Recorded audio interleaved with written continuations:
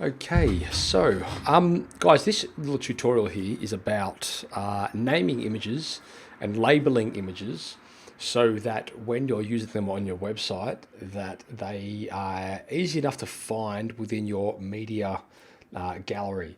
So obviously when you take photographs, they typically will come through looking something like this. Now, of course, that is an image tag that your phone or camera has allocated to that specific photo. However, it doesn't mean anything in relation to the job or whatever it is, whatever that image relates to. And same here, if we go back to these ones, you can see this one's actually has been labeled. However, what I'm going to show you is how you can label them a little bit better so that when you upload them to the media gallery, first of all, we achieve two things. First of all, we're uploading them in a way that separates portrait orientated photos and landscape orientated photos. And the difference typically is portrait photo is taken normally like this, where a landscape is normally taken like that.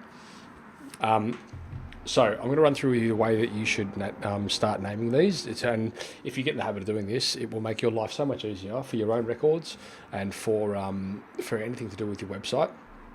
So you'll see this is the before photos, before they were reduced. We use a program called JPEG Mini to reduce the size of the photos. Now, it doesn't reduce the actual image quality, it just compresses the image so that it's a smaller file size, but the quality stays the same. So it's JPEG Mini. You can go and get that. It's, I think, maybe $10 or something outright, so it's extremely good value.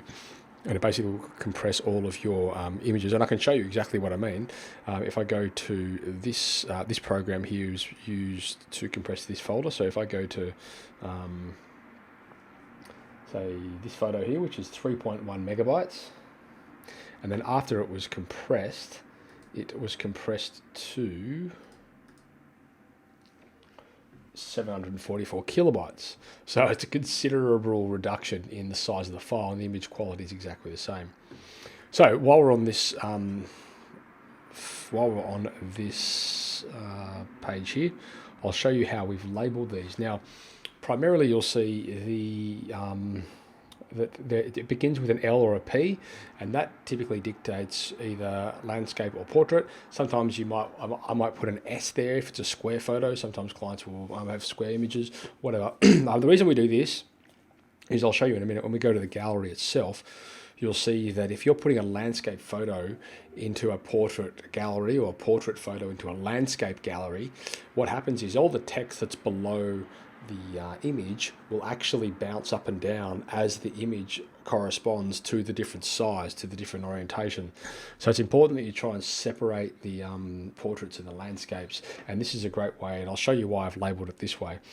So I've got here L at the, and I've got before, and I've got during, and I've got after, and sorry, before and during. And I don't always put during, but you can see here they've got some pretty good progress shots of the job, so that's kind of handy.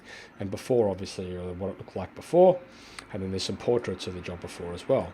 And then if we jump into the after, you'll see also I've got L for landscape, P for portrait, and afters for both of them. They're the portrait ones, and then here are the landscape ones. Now, I always do, following that, I'll put the keyword for the project. So this job was a renovation project in Tuart Hill, and so I would, so the keyword that I put in there is Tuart Hill renovations, because that's what the page is going to be optimized for. And then I put the company name, and then I put a numerical number next to it to separate them. So 1, 2, 3, 4, 5, 6, so on and so forth. And as you can see, I've renamed the when I got to the portraits, I've gone back to 1 again. So they're all named beautifully. And then when I've put them into the website, it looks like, not that, here it is. So these images have been uploaded, and if I click on these here, you'll see it's got an L next to it, so I know that it's a landscape image. So when I start creating my galleries, I can just get all the ones that are L, I can get all the ones that are after, so if it's a before and after gallery, I can get all the ones that are an after, and then I know that they're going to be in the right place, so it just makes it a lot easier to manage. As well, if I'm looking at the list view over here, I'll bring that up and you'll see the list view also is just PPPPP, after. So it just makes it extremely easy for you guys to keep track of. It's a delight when you're actually when you're trying to find a photo for a certain project or for an image in your website or whatever it is. It's delightful when you can jump in there and go, oh, okay, this is an after shot from the Twilight Hill project, and it's a landscape orientation, which is exactly what I'm after. Bang, grab it, stick it in, and it's done. So it just makes your life a lot easier. And I'll show you the actual galleries themselves. If you see here, this is a portrait gallery. And then if we scroll down, there'll be a landscape gallery. So you can see none of the text below is bouncing up and down. It all just stays right because the images are all exactly the same size. So I hope that helps. Again, if you go back to the way they're labeled, I always start with the orientation, so either L or P. I always then go to underscore if it's an after shot or a before shot.